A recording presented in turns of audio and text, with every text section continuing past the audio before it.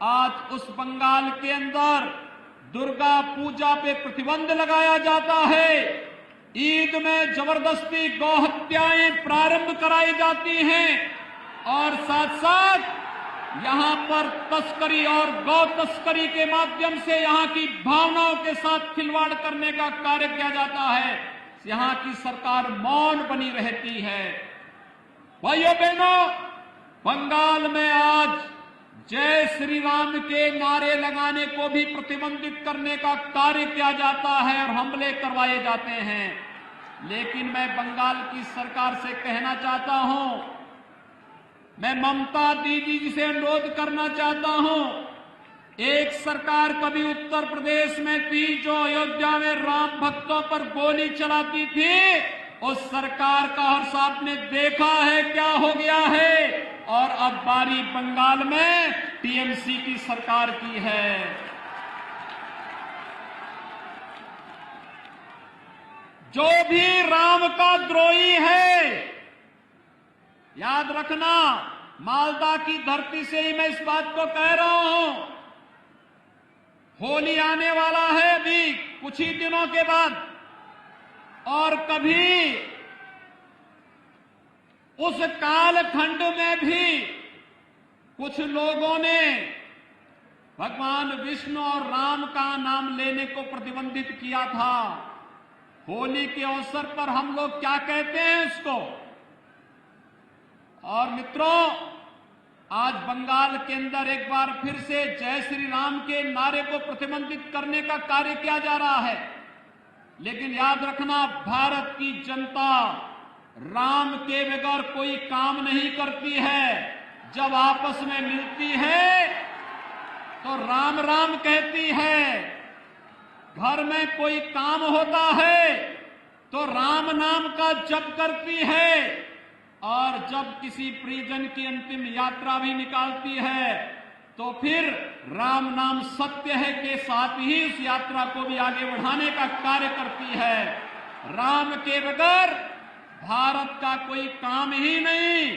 और जो रामद्रोही हैं उनके अभी भारत में कोई काम नहीं, बंगाल में कोई काम नहीं। ये संकल्प हम सबको लेकर के चलना है। और मैं यही पूछना चाहता हूं टीएमसी की सरकार से कि आपको राम भक्तों पर तो कोई रहम नहीं, लेकिन बंगाल के अंदर अराजकता पैदा करने वाले लोगों के साथ आखिर टीएमसी की कौन सी दोस्ती और कौन सी गठबंधन है जिसके कारण वह बंगाल की पूरी व्यवस्था को बदलने पर उतारू हो गए हैं। ये आत्मघाती कदम बंगाल की धरती से क्यों? मित्रों, जब देश के यशस्वी प्रधानमंत्री मोदी जी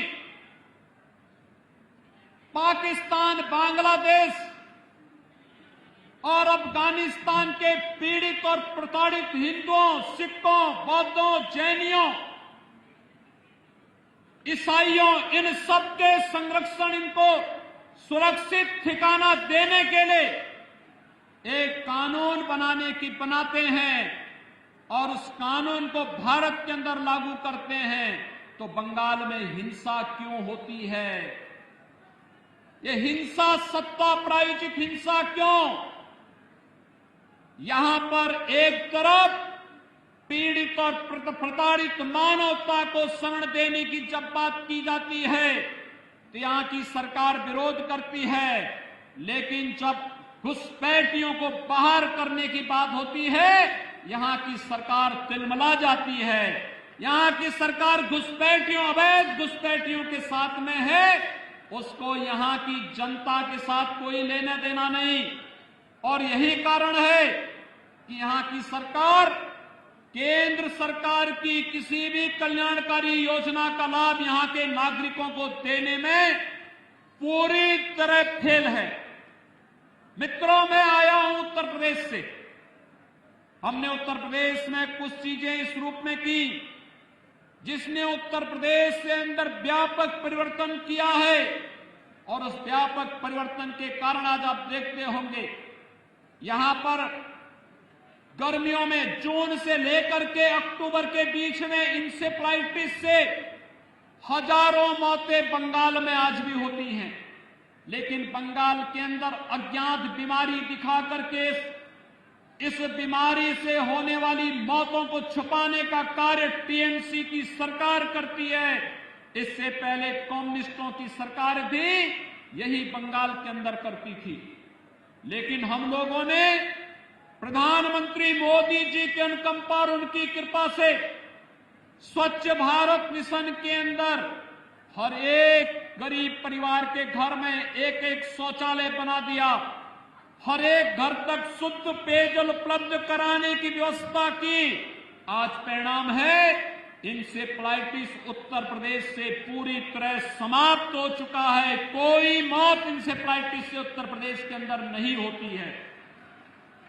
मित्रों, 3 वर्ष के अंदर उत्तर प्रदेश के अंदर 40 लाख गरीबों को आवास मिला है। प्रधानमंत्री आवास योजना में 40 लाख परिवारों को एक एक आवास। मैं आ रहा था अभी बागडोगरा से, मैं देख रहा था मालदा तक एक भी गरीब व्यक्ति का पक्का मकान नहीं है।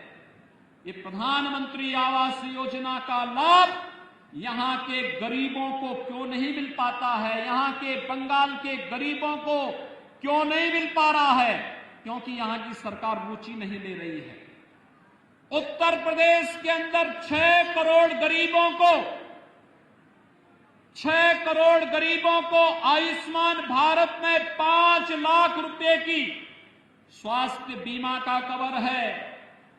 वह कहीं भी किसी भी हॉस्पिटल में उत्तर प्रदेश के अंदर या देश के अंदर जाएगा, उसे 5 लाख रुपए की स्वास्थ्य बीमा का लाभ हर वर्ष प्राप्त हो रहा है।